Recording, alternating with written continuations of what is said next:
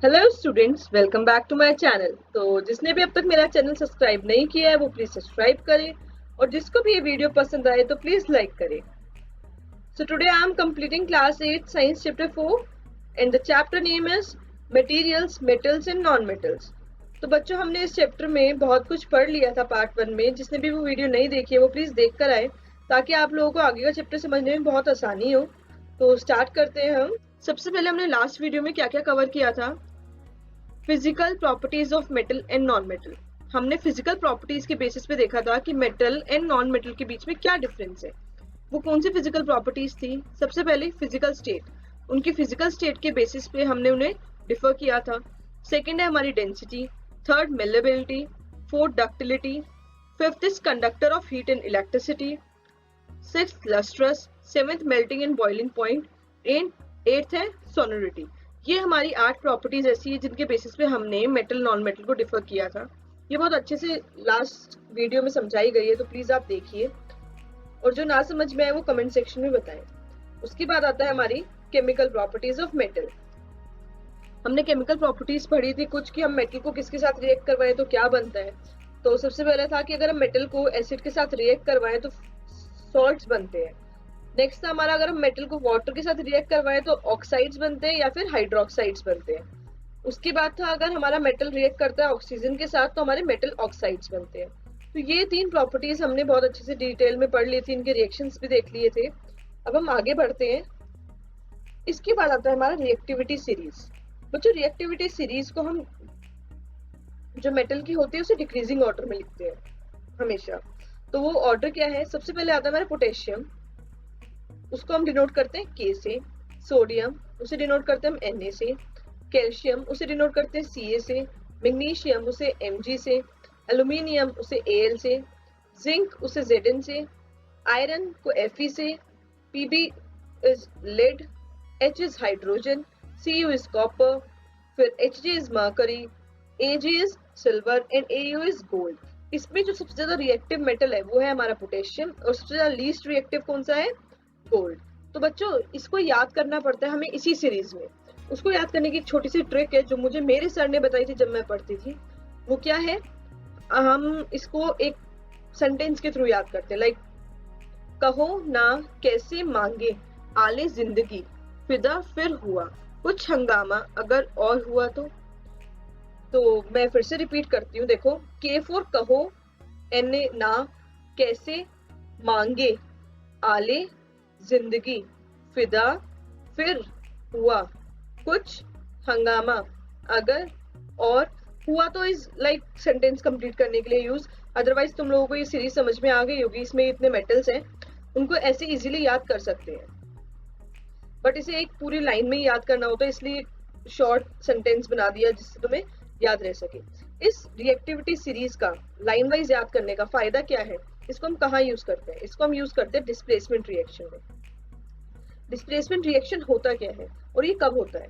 क्या होता है? Displacement reaction take place when the metallic salt solution reacts with another metal if the metal is more reactive. अगर जो metal है हमारा मोर रिएक्टिव है, it replace the metal from its salt. बेटा, इसमें क्या समझाया हमें? इसमें बोला है कि अगर हमारा एक मेटेलिक सॉल्ट है, उसके अंदर अगर हम मेटल सॉल्यूशन डालें, कोई और मेटल डालें या तो, और अगर वो मोर रिएक्टिव है, लाइक अगर हमने जिंक लिया, जिंक के अंदर हमने पोटेशियम डाला, तो पोटेशियम ज्यादा रिएक्टिव है तो वो जिंक को हटा देगा और पोटेशियम की जगह ले लेगा।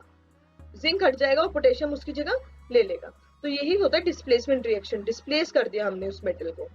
ठीक है। इसमें जैसे अगर हमारा सोडियम है, पोटेशियम है, वो हमारा बहुत जल्दी रिएक्ट कर जाता है ऑक्सीजन के साथ एंड वाटर के साथ। इस वजह से हमें उसे केरोसिन में या पैराफिन वैक्स में स्टोर करके रखना पड़ता है। इसका एक हम रिएक्शन ले लेते हैं डिस्प्लेसमेंट रिएक्शन का। हमने आयरन को कॉपर सल्फेट के साथ रिएक्ट करवाया, तो कॉपर सल्फेट कहाँ है और आयरन कहाँ है? देखिए आप, कॉपर सल्फेट है हमारा, ये रहा कॉपर, कॉपर सल्फेट नहीं, काली कॉपर, और आयरन है ये रहा आयरन Fe इज हियर। तो देखो बेटा, सबसे ज्यादा रिएक्टिव कौन है आयरन और कॉपर में से? हमारा रिएक्टिव है आयरन, क्योंकि वो ऊपर आ रहा है। तो जो हमारा आयरन होगा वो डिस्प्लेस कर देगा किसको? कॉपर को। हमारी रिएक्शन में यही हुआ है, आयरन ने डिस्प्लेस किया कॉपर को और कॉपर की जगह ले ली। देखो, आयरन सल्फेट बन गया और कॉपर सिंगल रह गया। तो आयरन का शॉर्ट क्या होती है? सिंबल क्या होता है, Fe होता है, कॉपर को Cu बोलते हैं और सल्फेट हमारा SO4 होता है।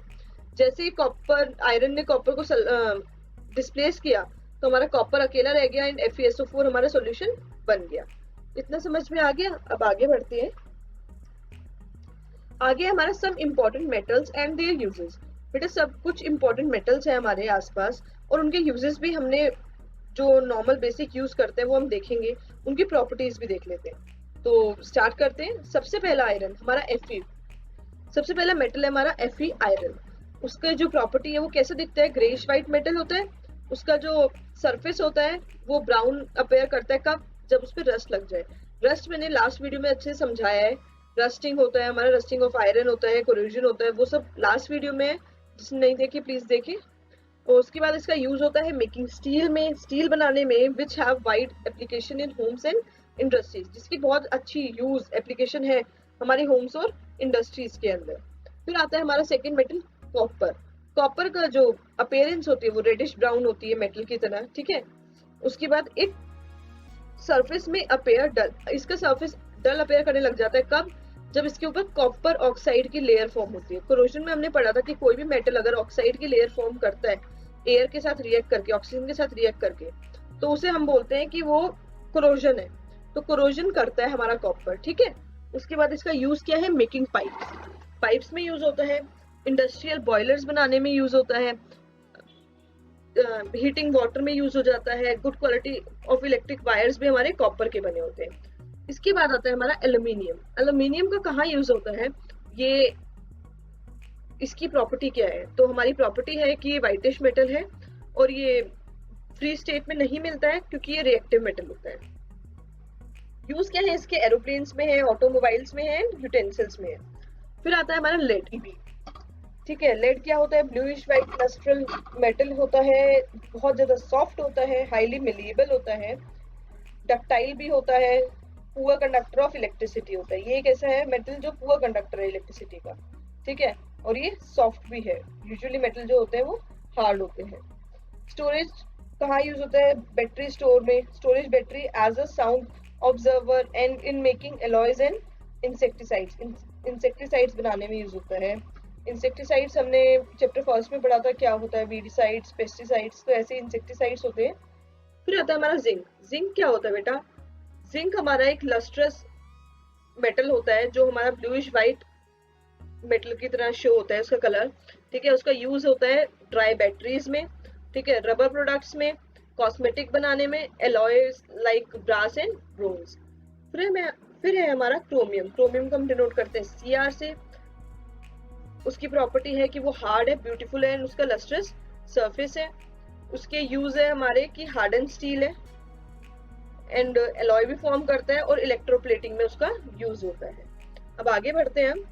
अब आता है हमारा chemical properties of non metal. Non metal की क्या क्या केमिकल प्रॉपर्टीज है। Non metals only react with oxygen and form non metallic oxides. जो नॉन मेटल होते हैं वो सिर्फ ऑक्सीजन के साथ रिएक्ट करते हैं और नॉन मेटेलिक ऑक्साइड बना देते हैं। वो वाटर एंड डाइल्यूट एसिड्स के साथ रिएक्ट नहीं करते हैं। तो देखते हैं क्या होता है। जो हमारा नॉन मेटल है उसने रिएक्ट करा और बना दिया नॉन मेटेलिक ऑक्साइड। एग्जांपल लेते हैं, लाइक कार्बन है, उसको ऑक्सीजन के साथ रिएक्ट करवाओ तो कार्बन डाइऑक्साइड बन जाता है। C is carbon, oxygen is O2 and क्या बन गया, CO2। ये गैस होती है। ऐसे अगर हमारा सल्फर है उसको हम ऑक्सीजन के साथ रिएक्ट करवाते हैं तो क्या बन जाता है हमारा sulphur dioxide. Like S + O2 is give SO2। ये भी हमारी गैस होती है, रिलीज हो जाती है। देखो बेटा, सल्फर को जब हम रिएक्ट करवाते हैं ऑक्सीजन के साथ तो बर्न होता है और जो बर्न होता है तब वो ब्लू फ्लेम देता है और it form sulphur dioxide. Flame blue दे रहे हैं, सल्फर डाइऑक्साइड निकलती है उसमें से। जो सल्फर डाइऑक्साइड खुद होती है वो एक कलरलेस गैस होती है और पंजेंट स्मेल देती है, ठीक है, पंजेंट ऑडर होता है उसका। जो second most abundant non metal element है जो अर्थ क्रस्ट में मिलता है वो है हमारा सिलिकॉन। उसका बहुत अच्छा यूज है हमारे पास। और जो फास्फोरस एंड सल्फर होता है वो भी मिलता है हमारे अर्थ क्रस्ट के अंदर बहुत अच्छी क्वांटिटी में। अब हम इसके यूजेस पढ़ लेते हैं और नॉन मेटल्स की कुछ प्रॉपर्टी देखते हैं। सबसे पहले सिलिकॉन। सिलिकॉन क्या है, उसकी प्रॉपर्टी क्या है।